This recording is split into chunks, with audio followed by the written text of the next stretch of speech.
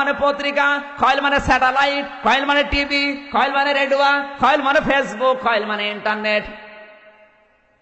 আজ এগুলো দিয়ে ইসলামের বিপক্ষে ওরা কাজে লাগাচ্ছে, আর আমরা বলছি লা ইলাহা ইল্লাল্লাহ, কাউকে কিছু বলবো না। ওরে শয়তান! আজ টিভি হারাম, সিনেমা হারাম, স্যাটেলাইট হারাম, পত্রিকা হারাম, হারাম করে করে নিজেও হারাম হয়ে গেছে। এই সুযোগে ইহুদি খ্রিস্টানেরা স্যাটেলাইট গুলো দিয়ে চ্যানেল গুলো সব হাতে নিয়েছে।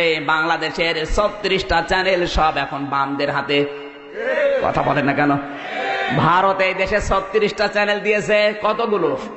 এই যে স্টার জলসা, স্টার প্লাস, জি প্লাস, জি বাংলা, জি গোল্ড। সারা দিন ভারত সিরিয়াল গুলো মেনটেন করে, আর এই দেশের মেয়েরা এগুলো বসে বসে নিজের চরিত্রের সাথে মিলায়। এত আকর্ষণ ভারতের এই স্টার জলসার প্রতি মেয়েদের, সারা দিন বসে বসে সিরিয়াল গুলো মিলায়। বসে না, সে বসে না। তুমি আসবে বলে চোখের তারা তুই, জল নফর, তোমায় আমায় মিলে কিরণমালা। মনে করছেন হুজুর কিছু জানে না? হুজুর ভার্সিটির মাল, সব খবর হুজুরের কাছে আছে। সারা দিন বসে বসে সিরিয়াল গুলো, যদি রাতে কেউ দেখতে না পারে, ও দিনের বেলায় কাঁচা তোলে। স্বামী যখন আসে বলে তুমি তো জানো না, তোমার মেয়ে হয়েছে কিরণমালা আর আমি হয়েছে কটকটি। জয় মা কটকটি জয়, জোরে বলেন সুবহানাল্লাহ। মেয়েদের অভ্যাস আছে এত বেশি এই স্টার জলসা, স্টার বিলাসের প্রতি। কোন স্বামী যদি বলে যে একটু রিমোটটা দাও তো, দেশের অবস্থা ভালো না, কখনকার ফাঁসি হয়ে যাচ্ছে বলা যায় না, একটু দেখি। অনেক বউ আছে বলবে তোমার মাথা খারাপ, এখন শুরু হবে টাপুর টুপুর। কার কার বাড়িতে স্টার জলসা, স্টার প্লাস হয় একটু হাত তোলেন তো, তোলেন। একজন এই পাকি,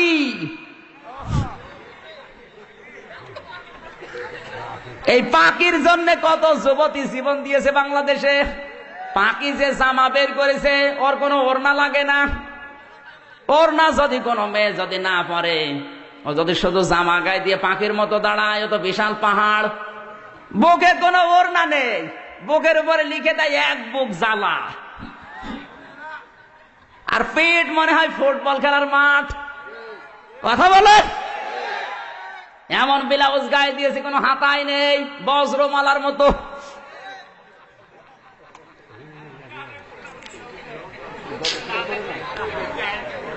এই সমস্ত ৮-৬০ পোশাক পরা মহিলারা যখন কোন রিকশায় ওঠে, তখনই রিকশা চালক অ্যাক্সিডেন্ট করে। কথা বলেন না কেন? কুষ্টিয়ার বড় বাজারে একবার রিকশায় উঠলাম, আমার নিয়ে রিকশা চালক চালাতে পারে না। 3 দিন পরে দেখি ওই রিকশায় মোটা মোটা 3টা মমতাজ মার্কা মহিলা উঠেছে। বিউটি পার্লার থেকে সেজে সেইভাবে ৮-৬০ পোশাক পরে উঠেছে, কোনো ওড়না নেই কারো। আমার রিকশা ওভারটেক করে হুড় হুড় করে চলে যাচ্ছে। বলে দাঁড়া, সেদিন আমার নিয়ে টানতে পারছিলে না, আজকে এত জোরে যাও কোন কায়দায়? বলছো হুজুর এইরকম মহিলা আমার রিকশায় উঠলে আমার গা গরম হয়ে যায়। ওর গা তো গরম হবে, কারণ উঠেছে কি, ও তো টাটকা শয়তান। কথা বলুন। আল্লাহর আইন আপনি যেখানে মানবেন না, সেই জায়গায় আল্লাহ আপনাকে দঙ্কা সংকীর্ণ করে দেবে। ওয়াকারনা ফি বুয়ুতিকুন্না ওয়ালা তাবাররাজনা তাবাররুজাল জাহিলিয়াতিল উলা। সূরা আহজাব 22 নাম্বার পারা, 1 নাম্বার পৃষ্ঠা, 4 নাম্বার লাইনে 33 নাম্বার আয়াত। এটা তাফসীরে মাযহারি আল্লামা সানাউল্লাহ পানিপতি রাহমাতুল্লাহ আলাইহি এখানে 3টি অর্থ দিয়েছেন তাবাররুজের। হে মেয়েরা, ঘরের পরিবেশে থাকবে, বাইরে যাবে না।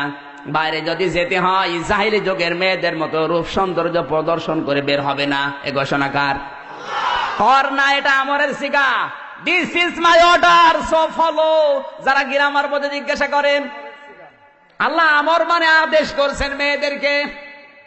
রাস্তাঘাটে বের হলে যদি তাবাররুজ করে বের হও, জাহান্নামে তোমাদের স্থান আল্লাহ দেবে। তাবাররুজের অর্থ 3টা। কয়টা? জোরে বলেন। তাবাররুজের 1 নাম্বার অর্থ, মেয়েরা যখন রাস্তাঘাটে আসে ওদের সাজগোজ বেড়ে যায়। কথা বলুন। আজ অনেক মেয়েকে দেখবেন ঘরের পরিবেশে থাকে, ময়লা পোশাক পরে, দুর্গন্ধযুক্ত শরীর নিয়ে, আর যদি শোনে বাইরে যাবে মার্কেটে বিবাহ খেতে, ওর সাজ দেখে কে? এক চোখের ভেতর দিয়ে 8টা-9টা জিনিস, আশকারা, মাস্কারা, আইলানা, মার্জিয়া, ধরুপেন। এক চোখের ভেতরে যদি 9টা থাকে, তো বাকি জায়গায় কয়টা আছে? সম্মানিতা মা বোনের, আপনি সাজবেন, নিষেধ নেই। টাকা পয়সা খরচ করি আমরা, সোনো পাউডার ব্লাউজ কিনে দিয়ে মরি আমরা, আর এগুলো দেখে মজা মারে ভ্যান চালক আর দোকানদাররা। ঠিক হুজুর মানে কি? আমার কাছে কিছু জানে না। টাকা পয়সা খরচ করি আমরা, আর এগুলো দেখে মজা মারছে ভ্যান চালক আর দোকানদাররা। আমরা কিনে দিই, আমাদেরকে দেখাও। অনেকে আছে নিজের বউ একটু সুন্দর, ও দিশাই পায় না করবে আরো সুন্দর করে সাজিয়ে মানুষকে দেখা। কুষ্টিয়ার মজমপুর গেটে বাস্তব বলছি, মোটর সাইকেলে করে নিয়ে যাচ্ছে একজন তার বউকে, সালাম দিলাম, উত্তর দেওয়ার পরে বললাম ভাইকে, বলছে তোমার ভাবি। তো ভাবি একই পরিয়েছে নাকি শাড়ি না মশারি? মানে একবার তাকানোর পর তাকানো যাচ্ছে না। আমার কানের কাছে মুখ নিয়ে বলছে, আমির হামজা কি করব? সারা জীবন তো আমি দেখলাম, আমি আর কত দেখবো? এলাকার মানুষের হক নেই, উনি হক আদায় করে বেড়াচ্ছে। এই হক আদায় করেন কারা কারা? হাত তোলেন, তোলেন। নিজের বউ সুন্দর, মেয়ে সুন্দর, বেটার বউ সুন্দর, বাড়িতে আপনার ছেলেকে দিয়ে দেখান। আপনার বেটার বউ আপনার ছেলে দেখবে, আপনার মেয়ে আপনার জামাই দেখবে। আপনার বউ সৌন্দর্য দিয়েছে আল্লাহ আপনার জন্য, ওগুলো নিজে দেখে মজা মারেন, বাইরের লোক দিয়ে মজা মারার বিষয় না। যে সমস্ত মানুষগুলো নিজের বউ দিয়ে মানুষকে খুশি করায়, এমন এমন পোশাক পরিয়েছে, পেটে কোনো কাপড় নেই। মেয়েদের এই কয়েক ইঞ্চি পেট কিন্তু খুব গুরুত্বপূর্ণ জায়গা। যেই মেয়ের পেট যত খারাপ হবে, যত মানুষ নজর দেবে, ওখানে তত রকমের খারাপ সন্তান আল্লাহ দেবে। কথা বলছে না কেন? সেদিন রংপুর থেকে মাহফিল করে যাচ্ছিলাম কুষ্টিয়ায়, নাটোরের এই চলন বিলের মাঝখানে দুইজন স্বামী স্ত্রী উঠেছে গাড়িতে, আমার সামনের সিটে বসা। একেবারে বাস্তব বলছি, এমন পোশাক পরেছে, tight fit, skin tight pant পরা, দুইজনে শার্ট গায়ে দেওয়া। কোনটা স্বামী কোনটা স্ত্রী বোঝা যাচ্ছে না। হঠাৎ করে স্ত্রী ডাক দিয়ে বলছে, ড্রাইভার সাহেব গাড়ি থামান। গাড়ি থেমে গেল। নাটোরের চলন বিলের ভেতরে মেয়েটা নেমে গেল পোশাক করবে। মেয়েরা কি দাঁড়িয়ে পোশাক করতে পারে? যেই বসতে গেছে পেছনে গেছে ছিড়িয়ে। গাড়ির সবাই হা করে তাকিয়ে আছে, ওর যে স্বামী ও তাকিয়ে আছে। লোকজন বলছে, বেটা বিয়াদব, তাড়াতাড়ি যা। ও নিজে করবে কি? নিজের জামা খুলে তাড়াতাড়ি জড়িয়ে ধরেছে। আমার মনে হয় ওই মহিলার পেটে যা আসবে সবই মনে হয় আব্দুল কাদের জেলানি হবে। ওই মহিলার পেটে যা আসবে সব হবে ডিপ জল।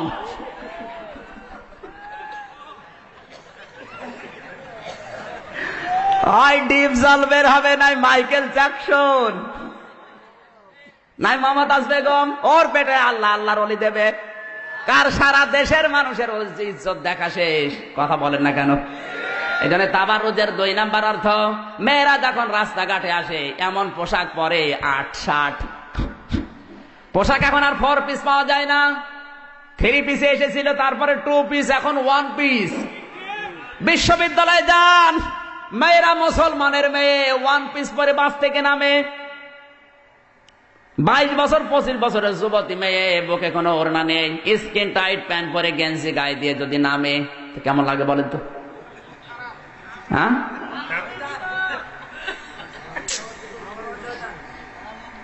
এই সমস্ত মেয়েদেরকে যখন মানুষ দেখে তখন একটু চোখ টিপ দেয়, তখনই দোষ হয় আমার। একবার এক মাহফিলের জন্য যশোরে নামলাম, দেখি ইফতিজিং এর বিরুদ্ধে ডাইরেক্ট অ্যাকশন মিছিল আসতেছে। মেয়েরা, যশোর MM কলেজের মেয়েরা। চিন্তা করলাম, আল্লাহ পুলিশ যদি ধরে, না জানে আবার কোন সালের অপরাধী বলে চালিয়ে দেয়। যদিও আমার জন্ম 92 সালে, ধরতে পারলেই বলবে 71-এর অপরাধী, নাই 61-র, নাই 52-র, এই কথা বলেন না কেন? পুলিশের ভয়ে ঢুকলাম এক চার দোকানে, ঢুকে দেখি সামনে আমার পুলিশ। আরে ভাই আপনার যন্ত্রণা আসলাম আমি, আর আপনি আমার সামনে। বলছে হুজুর একটা কথা বলি, বলেন। এই যে মিছিল আসতেছে, এই মিছিল যেন সহি সালামতি হয়, এই জন্য সরকার আমার দায়িত্ব দিয়েছে, আমি পাহারা দিচ্ছি। কিন্তু যে জিনিস আসতেছে, যশোর MM কলেজের মেয়েরা, বুকে কোনো ওড়না নেই, টাইট ফিট প্যান্ট পরা, হাতে এক হাতে ব্যানার আর এক হাত দিয়ে মিছিল করছে ইফতেজিং এর বিরুদ্ধে ডাইরেক্ট অ্যাকশন। পুলিশ আমারে বলে হুজুর যে জিনিস দেখছি মনে হচ্ছে ইফতেজিং আমি আগে করি। ঠিকই বলেছে, কথা বলেন। পোশাকগুলো মার্জিত করেন, রাস্তায় বের হলে মানুষ খালা আম্মা বলবে, আর পোশাক যদি ৮-৬ হয় মানুষ বলবে আপা, কিছুক্ষণ পরে খ্যাপা। তাবারুজের ৩ নাম্বার অর্থ, মেয়েরা যখন রাস্তাঘাটে আসে ওরা মাজা হেলে দুইলে চলে না, কুমিল্লায় নেই? জোরে বলুন। ওদের মাজা দোলানোর কারণে রাস্তায় হাঁটা যায় না। আজ যে ৮-৬ যে বোরকাগুলো বের হচ্ছে, ফুল ফুলওয়ালা এমব্রয়ডারি করা, যে সমস্ত বোরকাগুলো বের হচ্ছে, এই বোরকা পরা জায়েজ নেই, কারণ এই বোরকা পরলে আকর্ষণ আরো বাড়ে।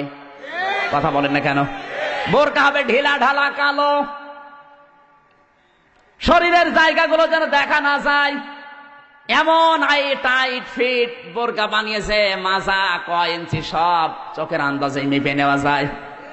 আর তোমার ওই সমস্ত জিনিস দেখে শয়তান তো তোমার জাল হিসাবে ব্যবহার করে। যুবক মানুষ যারা, ওরা তো একটু চোখ টিপ দেবে। কথা বলেন না কেন?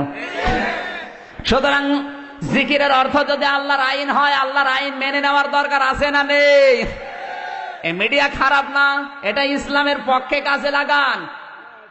আজ যদি আমি এখানে একটা ইন্টারনেটে ছেড়ে দিতে পারি, সারা বিশ্বে চলে যাবে। শুধু আপনারা কুমিল্লার মানুষ না, সারা বাংলাদেশের মানুষ কোরআনের তাফসীর শুনতে পারবে। কথা বলেন ঠিক কিনা? আজ মিডিয়াগুলো বামরা হাতে নিয়ে যত মিথ্যা তথ্য আলেমদের ভেতরে ওরা দিচ্ছে, আলেমদের বিরুদ্ধে যত বিষদগার এই মিডিয়াগুলো করে, আর মানুষ মনে করে এগুলো ঠিকই। এজন্য মিডিয়া হাতে নেওয়ার দরকার আছে না নেই? জিকিরের অর্থ, আল্লাহ যখন বললেন আল্লাহর আইন, আল্লাহর বিধান, বাস্তবতায় আল্লাহর বিধান কায়েম যদি কেউ করে, তার জীবনের জিকির আমার আল্লাহর দরবারে কবুল হবে। জোরে বলেন সুবহানাল্লাহ। জিকির যে আল্লাহর আইনের ভেতরে হাজার হাজার কথা আছে, আমি খুব সংক্ষেপ করছি। জিকিরের ৫ম নম্বর অর্থ, জিকির মানে স্মরণ করা। জিকির মানে কি? আল্লাহ পাক বলেন ফাযকুরুনি আযকুরকুম, আমি আল্লাহকে স্মরণ করো, আমি আল্লাহও তোমাদের স্মরণ করব। এখানে জিকির মানে স্মরণ। জিকির মানে কি? এখন স্মরণ করবেন কোথায়? আল্লাহ আর একটা আয়াত নাজিল করে দলিল দিচ্ছেন, আল্লাযীনা ইয়াযকুরুনাল্লাহা কিয়ামান ওয়া কুউদান ওয়া আলা জুনুবিহিম ওয়া ইয়াতাফাক্কারুনা ফি খালকিস সামাওয়াতি ওয়াল আরদ। সূরা আলে ইমরান ৪ নম্বর পারা ১৪ নম্বর পৃষ্ঠা ৯ নম্বর লাইনের ১৯১ নম্বর আয়াতের মাঝের অংশ এটা।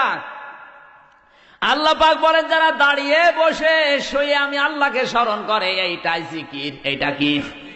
জিকিরের যে ৫টা অর্থ বললাম কোরআন দিয়ে, আমাদের দেশে যে জিকির চলে একটাও মিলে। জোরে বলে, কিসের জিকির করো তুমি? এই ৫টি অর্থের সাথে যার দরবারের জিকিরের মিল নেই, যার পীরের দরবারের জিকিরের মিল নেই, ওটা জিকির না, ওটা ফিকির। এতক্ষণ বললাম কোরআন দিয়ে, কি দিয়ে? এবার আসেন হাদিসে। হাদিসের পরিভাষায় জিকিরের অর্থ আছে ৯৯টা। কয়টা? এবার একটা একটা করে ব্যাখ্যা করে আমরা বলি নাকি? এখনো কিন্তু জাল কাবার জিকির চলছে, এরপরে আজকুরকুম আছে, এরপরে ওয়াশকুরুলি, এরপরে ওয়ালা তাকফুরুন। ৯৯টা অর্থ বলে তো রাত শেষ হয়ে যাবে, ওই জায়গায় আলোচনা করব। আজকে একটা পয়েন্ট বলে শেষ করবো ইনশাল্লাহ। জিকিরের যতগুলো অর্থ আমি হাদিসের ভেতরে পেয়েছি, ৮৬টার হাদিসগুলো যারা পড়তে পারে, মুসলিম শরীফের ভেতরে জিকিরের অর্থ আমি পেয়েছি। জিকির মানে যে স্মরণ। ৫ নম্বর অর্থ বললাম, কত নবী আমার আল্লাহকে যখনই স্মরণ করেছেন তখনই পেয়েছেন। কথা বলেন ঠিক কিনা? জিকির আছে ব্যক্তিগত জীবনে, সামাজিক জীবনে, পারিবারিক জীবনে, রাজনৈতিক জীবনে, আন্তর্জাতিক জীবনে, সাংস্কৃতিক জীবনে। সারা জীবন শুধু জিকির আর জিকির। সামাজিক জীবনের জিকিরটা আমি আজকে বোঝাবো। সামাজিক জীবনের জিকির কি? শুধু নিজে খেয়ে পরে বাঁচবেন, আশপাশের মানুষের খবর রাখবেন না, এর নাম জিকির না। হযরত আব্দুল্লাহ বিন মুবারক রহমতুল্লাহ আলাইহির জীবনীতে দেখলাম এত বড় আলেম তিনি ছিলেন, তার নাম জানেন এমন কোন আলেম পৃথিবীতে নেই। যারা আলেম বসে আছে জিজ্ঞাসা করেন তো আব্দুল্লাহ বিন মুবারক কত বড় আলেম। তিনি কোন ওলামা সমাবেশে হাজির হলে অন্যান্য আলেমরা বলতো আজকের এই ময়দানে আব্দুল্লাহ বিন মুবারক আকাশের চাঁদের মতো। এত বড় একজন আলেম, তিনি হজে যাওয়ার জন্য টাকা গোছালেন, ব্যাটিং খাতা পর্যন্ত বাঁধলেন, হজে বের হবেন। হঠাৎ তাকিয়ে দেখে তার ছেলেটা কাঁদতেছে। ডাক দিয়ে বলে, বাবা তুমি কাঁদো কেন? ছেলে বলে, আব্বা জান আমি কাঁদি এই জন্যে, ওই পাড়ায় গিয়েছিলাম, দেখলাম ওরা মাংস রান্না করেছে, আমি চাইলাম আমারে দিল না, ঘাড়ে ধাক্কা দিয়ে তাড়িয়ে দিল। বাবা আমার মনে দুঃখ লেগেছে, এই জন্য কাঁদতেছি। হযরতে আব্দুল্লাহ বিন মুবারক রহমতুল্লাহ আলাইহি সন্তানের কান্না থামানোর জন্য নিয়ে গেলেন ওই বাড়িতে। বাড়ির বাইরে দাঁড়িয়ে সালাম দিলেন, আসসালামু আলাইকুম ইয়া আহলাল বাইত। কোরআনের নির্দেশ, ইয়া আইয়ুহাল্লাযীনা আমানু লা তাদখুলু বুয়ুতান গায়রা বুয়ুতিকুম হাত্তা তাস্তানিসু ওয়া তুসাল্লিমু আলা আহলিহা। সূরা নূর 18 নম্বর পারা 12 নম্বর পৃষ্ঠার প্রথম নম্বর লাইনে 4 নম্বর রুকুর 27 নম্বর আয়াত। এটা আল্লাহ পাক বলেন, ঈমানদারেরা নিজের ঘর হোক আর অন্যের ঘর হোক, আগে সালাম দিবা, 2 নম্বরে অনুমতি নিবা, তারপরে প্রবেশ করবা। এ নির্দেশ কার? বাংলাদেশের সামাজিক জীবন এটা আছে। যার তার বাড়িতে যেভাবে ঢুকে পড়ছে, আগে অনুমতি নেবেন, সালাম দেবেন, তারপরে প্রবেশ। আল্লাহর এই আদেশ মানা ফরজ না নফল? জোরে বলেন। আব্দুল্লাহ বিন মুবারক কোরআনের আয়াত আমল করার জন্য সালাম দিলেন। বাড়ির মালিক বেরিয়ে এসেছে, তাকিয়ে দেখে আব্দুল্লাহ বিন মুবারক দাঁড়ানো। বলে, হুজুর এত বড় আলেম আমার বাড়ির সামনে, আসেন ভেতরে, কি খেদমত করবো আপনার? হযরতে মুবারক বলে, বন্ধু বাড়ির ভেতরে যাওয়ার মতো পরিবেশ আমার হাতে নেই, আমি ব্যস্ত মানুষ, হজে যাচ্ছিলাম, আমার এই ছেলেটা কাঁদছিল, ওর কান্না থামানোর জন্য আমি এসেছি। আপনাদের বাড়িতে কি গোশত রান্না হয়েছে? বলে হ্যাঁ। আমার এই ছেলেটা এসেছিল? বলে হ্যাঁ। চেয়েছিল, দাও নাই কেন? কথা বলে না। চোখের পানি ফেলে দিয়ে বলে, হুজুর দুঃখের কথা বলবো কি, আমার বাড়িতে আজ 3 দিন পর্যন্ত চুলায় কোনো আগুনই জ্বলে না। আমি ময়দানে গিয়েছিলাম কাজের সন্ধানে, কিন্তু কাজ পাইনি। প্রতিমধ্যে আসার সময় দেখি একটা মরা গরু পড়ে আছে, আশপাশে মানুষ দেখতে না পেয়ে চামড়া ছিলে কিছু গোশত নিয়ে এসেছি। পরিবারস্থ লোকদের জীবন বাঁচানোর তাগিদে এই মাংসের গোশতগুলো রান্না করে খাচ্ছিলাম। এমন সময় আপনার এই ছেলেটা এসে হাজির। হুজুর আপনি তো ধনী মানুষ, সাহেবে মাল, জাকাত ফেতরা আপনারা খান না, আপনার এই ছেলেটা তো আমি চিনি, জাকাত ফেতরার মালই আপনারা নেন না, এই মরা গরুর মাংস খাবেন? মরা গরুর মাংস যদি আপনার ছেলেকে না দিয়ে ভুল করে থাকি, মেহেরবানি করে আমারে মাফ করে দেন। হযরত মুবারক কেঁদে ফেললেন, এক দৌড়ে বাড়িতে গেলেন, হজে যাওয়ার জন্য যে টাকাগুলো গছিয়েছেন সব নিয়ে আসলেন। ডাক দিয়ে বলে, ভাই আপনি আমার এলাকায় বসবাস করেন, এত কষ্টে আছেন, আমি খোঁজ নিতে পারি নাই, আমি ফরজ হজ করেছি, নফল হজে যাচ্ছিলাম, আমার দরকার নেই, আপনি টাকাগুলো নেন, খাবার কিনে পরিবারস্থ লোকদেরকে খাওয়ান, বাকি টাকা নিয়ে ব্যবসা বাণিজ্য করে প্রতিষ্ঠিত হন। জীবনে এই টাকা আমারে আর ফেরত দেওয়া লাগবে না, আল্লাহর রাস্তায় আপনাকে আমি দান করে দিলাম।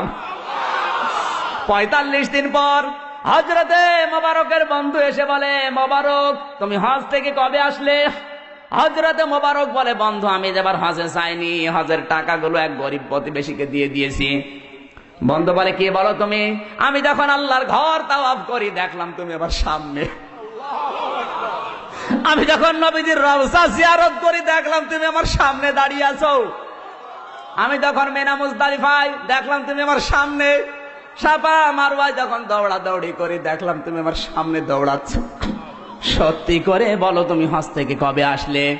হযরতে মুবারক বলে, বন্ধু সত্য বলছি, আমার হজের টাকা এবার আমার এক গরিব প্রতিবেশীকে দান করে দিয়েছি। ওই রাতে তাকে স্বপ্ন দেখানো হচ্ছে, মুবারক তুমি হজে আসো নাই, তাতে কি হয়েছে? তোমার যে স্যাক্রিফাইস, তোমার যে দান, এই দানটা আল্লাহ এত বেশি কবুল করেছে, একজন ফেরেশতাকে তোমার আকৃতি ধারণ করিয়ে এবছরে হজের যতগুলো কাজ আল্লাহ নিজে সম্পাদন করে দিয়েছে। এই বছরে আরাফাতের ময়দানে যত লক্ষ লক্ষ মানুষ হজে এসেছিল, তোমার এই দানের ওসিলায় সবার হজ আল্লাহ কবুল করে নিয়েছে। শুধু নিচে খেয়ে পরে বাঁচবেন, আশপাশের মানুষের খবর রাখবেন না। এর নাম জিকির না, এটা সামাজিক জীবনের জিকির। এ জিকির আছে আজ, মানে জিকির করে যাচ্ছে, সব ভান্ডামি বাদ দেন, এইটার নাম জিকির। এরকম 9টা জীবনে জিকির আছে। আজকে আর কথা বলা ঠিক হবে না। জিকিরের বিস্তারিত আলোচনা আরো এলাকায় কোনোদিন আসলে কথা বলবো ইনশাল্লাহ। সম্মানিত ভাইরা, 16 তারিখে সোমবার দিয়া জুলুমের উপরে আলোচনা করব, দাওয়াত দিয়ে আজকের মতো শেষ করছি। আমার আয়াতের ব্যাপারে যদি কোনো সমস্যা থাকে, আমি আয়াত, পারা, পৃষ্ঠা, লাইন, রুকু, সূরার নাম, তাফসীরের নাম, হাদিসের নাম সব বলে দিস। কেউ যদি না পান, আমার নাম্বার আছে আমার ড্রাইভারের কাছে, কল দেবেন, বলে দেবো। গেবত করবেন না। সকালবেলা যদি গেবত করেন যে কি বলে গেল কিছু বুঝলাম না, আপনার দাঁত মুখ কিন্তু কথা বলেন। দলিল দিয়ে বলেছি, যারা আলেম আছে ওনারা বুঝেছেন। আল্লাহ আমাদেরকে এই জিকির আমল করার তৌফিক দিন, আমিন। বারাকাল্লাহু লানা ওয়া লাকুম ফিল কোরআনিল আযীম। আসসালামু আলাইকুম ওয়া রাহমাতুল্লাহ।